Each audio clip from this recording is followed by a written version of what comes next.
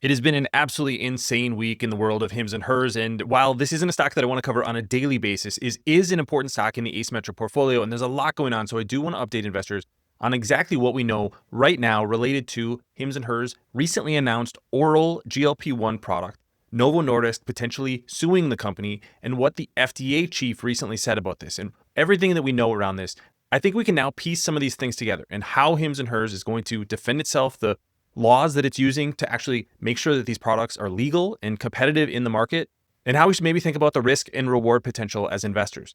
Now, one of the things I want to put into a little bit of context here is this battle is really not good for anybody. This chart shows the drawdowns of Novo Nordisk in purple and HIMS and HERS in orange. And what you see here is neither of these companies is winning right now. I think at the end of the day, both companies have an incentive to work together to bring a regulated, FDA-approved product to market at scale, at a price point that's attractive to consumers.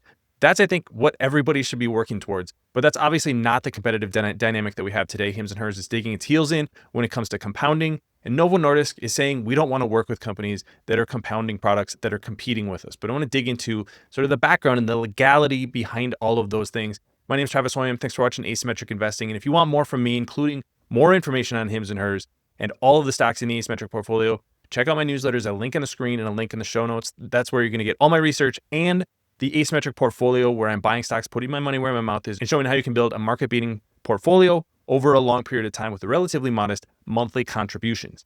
I also want to thank this video sponsor, Fiscal AI. I'm going to be using Fiscal AI throughout this video, but this is really the best tool there is for research. When you're looking at something like HIMS and HERS, there's a lot to digest, so you can look at all their KPIs and things like transcripts. That's phenomenal to hear exactly what management is saying about all of these products on conference calls, look at presentations. All of that is in one place, and you can get it all for one low price. You can try it out for 2 weeks for free if you go to fiscal.ai/ASYM. After that, if you like what you see, you can get 15% off with that link.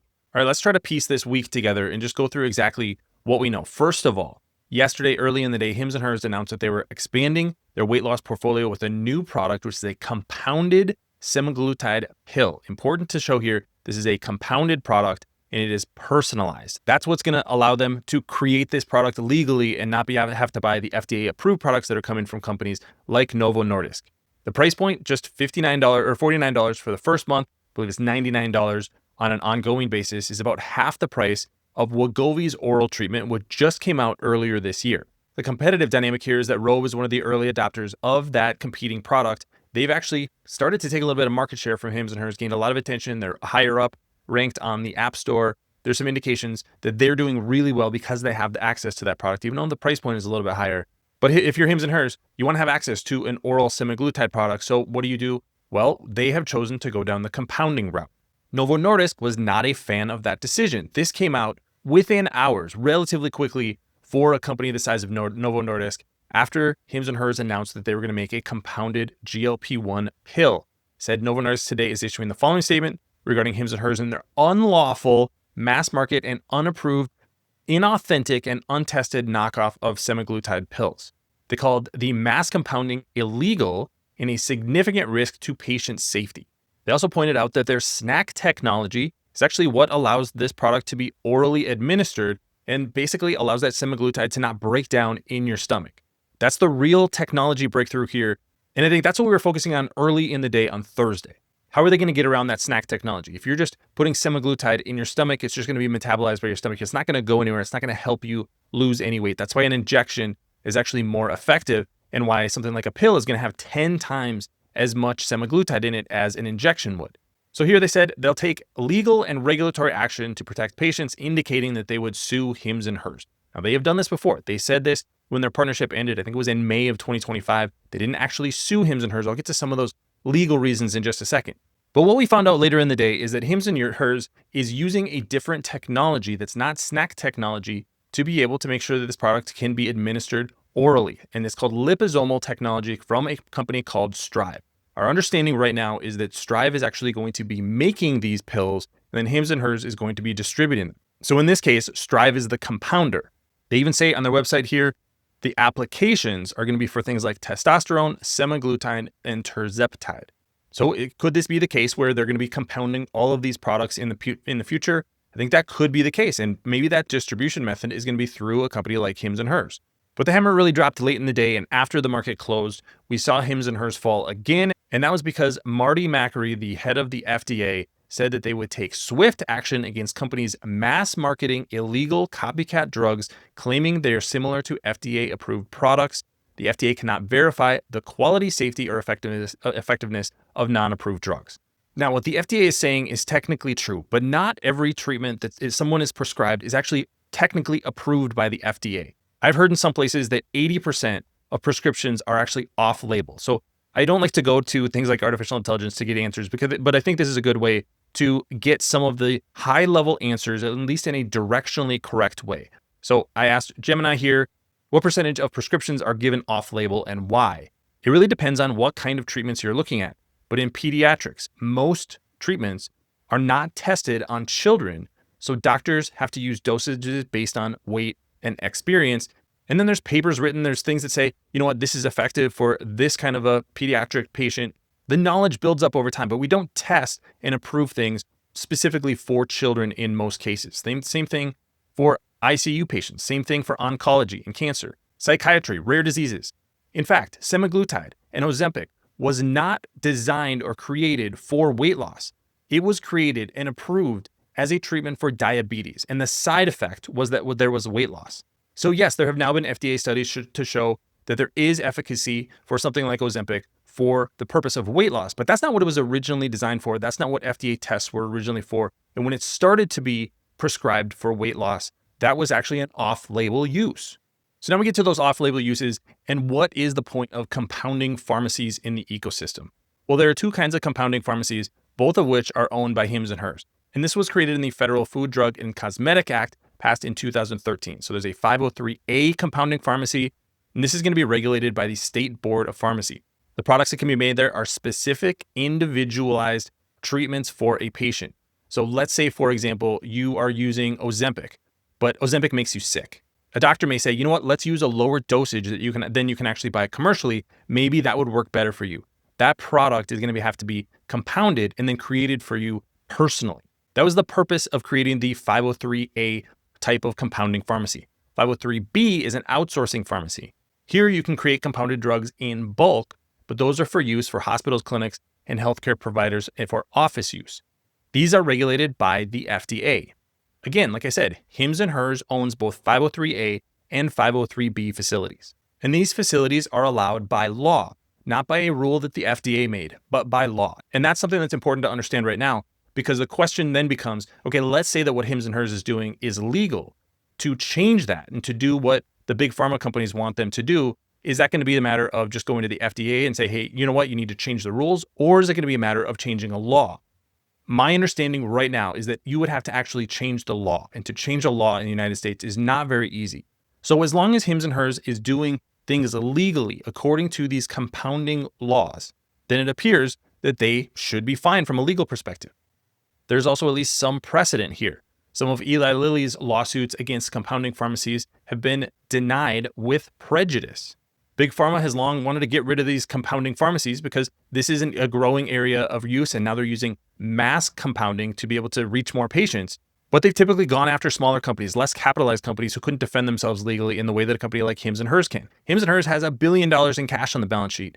If Novo Nordisk sues them, who has the most to lose? Well, HIMS and HERS could go out of business, but Novo Nordisk has a tens of billions of dollars business in weight loss. So if they somehow lost that case, whether that meant that one of their patents was invalidated, whether that meant that the compounding that HIMS and HERS is doing is actually validated and proven legal in the market and then can extend it to other areas, the risk for Novo Nordisk would be significant.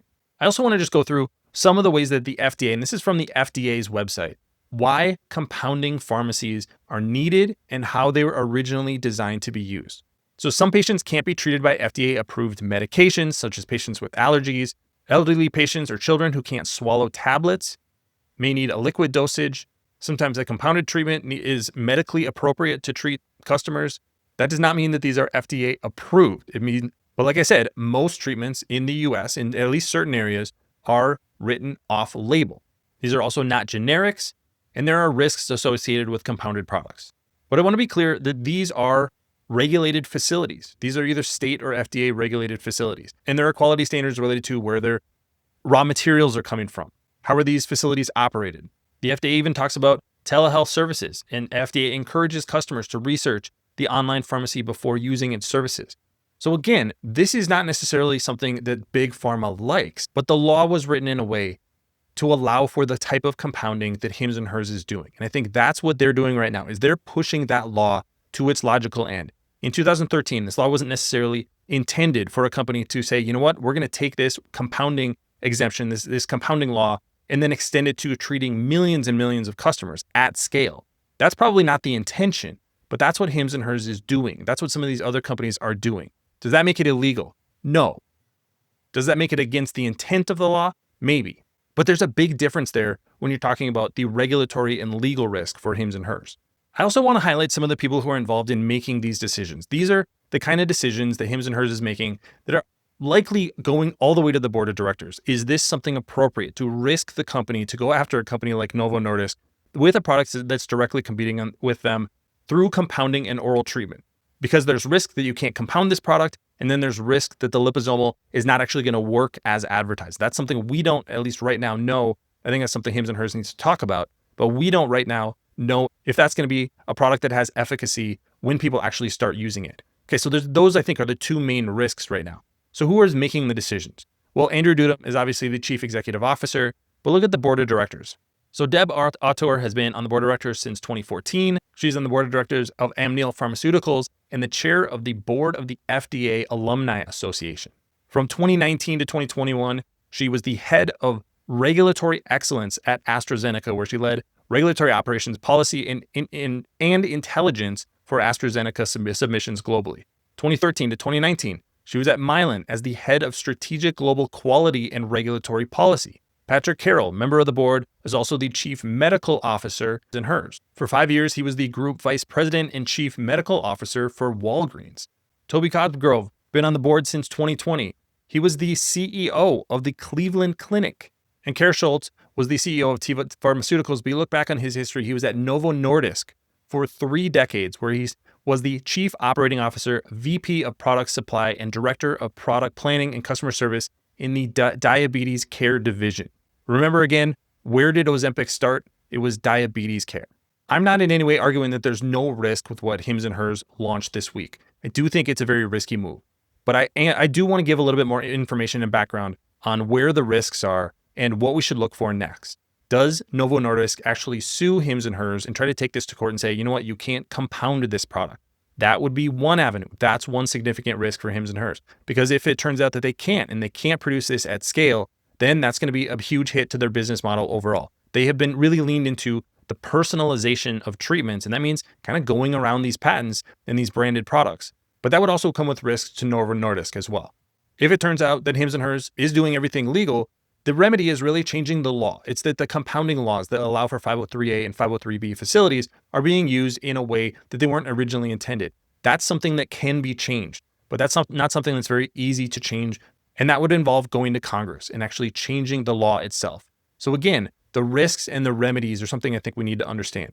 The other risk is that the liposomal technology, which they're using instead of SNAC technology. Now, Novo Nordisk does have a patent on SNAC. Hims and Hers cannot use SNAC technology to be able to keep these oral GLP-1 treatments viable in your stomach until they actually get into your bloodstream. So what they're using is this liposomal technology. Is that liposomal technology effective? That's a different question, and that's something that we're going to have to get an answer to over the next few months, maybe over the next year, from Hims and Hers and from Strive. But again, where does the risk lie? Does it lie with Hims and Hers? Does it lie with Strive? We don't really know the answer to that either. But early in the day yesterday, we didn't even know that this was the technology that they were using. So add all of this together, and I think this is a big swing for Hims and Hers, but it is also the kind of thing that a disruptive company does. They're pushing the envelope, and they're pushing it in the name of more access and lower prices for consumers. I keep going back to this, but this is the one company in the healthcare ecosystem that has an incentive to lower prices and to serve more people with more solutions. I think that's what really differentiates Hims and Hers. I'm not sure if compounding is the right way to do it. I think they're probably pushing these compounding facilities about as far as they can go, but we've seen this from disruptive companies before. Tesla could not legally sell vehicles in a lot of states, so they skirted around those rules. They got laws changed. Uber could not legally operate in a lot of cities because you had to be a taxi operator, but they either skirted around those rules or lived in the gray area for a while. until they built out scale and actually built a product that now actually consumers wanted at Uber to be a viable company rather than taxis. Are we going to get to the point in 5 years where, you know what, it turns out Hims and Hers was operating in a little bit of a legal gray area, but now it has so many consumers, it's providing so much consumer surplus in the medical industry that we don't want to actually destroy that, and it would be bad for consumers overall. That could be the case. All these dynamics are things we have to think about. There's risk and there's reward. The great thing about asymmetric investing is the most you can ever lose on a stock is the amount that you buy. If you buy $100 worth of Hims and Hers stock, you can't lose $200, but your upside is infinite. That stock could 10x, it could 100x in value. This is why asymmetric investing works. It's not necessarily comfortable when these stocks are going down, but when these companies are swinging for the fences and trying to disrupt an existing industry like the medical and pharmaceutical industry, that's exactly what I want to see. Ultimately, I hope this ends with all these companies working more closely together, bringing costs down, bringing out better access to even branded treatment. But it's going to be messy getting there. And I think we've seen that over the past week. But let me know what you think about Hims and Hers. Let me know if there's any thoughts or questions in the comment section below. And of course, if you want more from me, check out my newsletter. It really helps out, and I love all the premium subscribers that we have there. Thanks for watching, everybody. We'll see you here next time.